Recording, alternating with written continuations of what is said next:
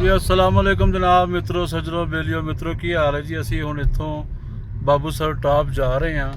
ਅਸੀਂ ਆਏ ਹਾਂ ਵਾਦੀ ਕੈਗਾਨ ਕਿਧਰੋਂ ਜੀ ਵਾਦੀ ਹੰਜ਼ਾਵਾਦੀ ਤੋਂ ਜਾ ਰਹੇ ਹਾਂ ਬਾਬੂਸਰ ਟਾਪ। ਤੇ ਇਹ ਰਹਿ ਗਿਆ ਜੀ ਸਾਹਮਣੇ ਬਾਬੂਸਰ 9 ਕਿਲੋਮੀਟਰ, ਨਾਰਾਨ 75 ਤੇ ਮਨਸੇਰਾ 209। बहुत ही खूबसूरत रोड है और ऊंचाई चल रही है जनाब, बहुत है। आगे उतराई है फिर ऊंचाई है,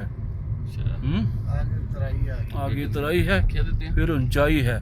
बहुत ही खूबसूरत रोड है और बहुत ही एडवेंचर पसंद लोगों वास्ते एक बहुत ही खूबसूरत नज़ारा है।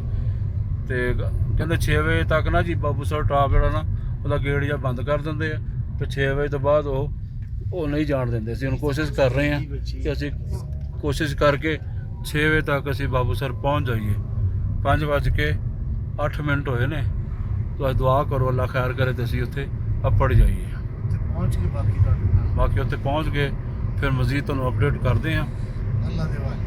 ਹੈਂ ਇੰਨੀ ਕੁ ਬਣਾ ਲਈਏ ਥੋੜੀ ਥੋੜੀ। ਉਹ ਪਰਲੇ ਪਾਸੇ ਦਾ ਵਿਊ ਦਿਖਾਓ ਮਲਕ ਸਾਹਿਬ। ਥੱਲੇ ਨੂੰ ਵੀ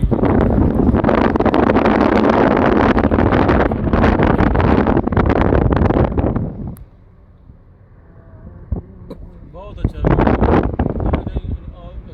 ਥੱਲੇ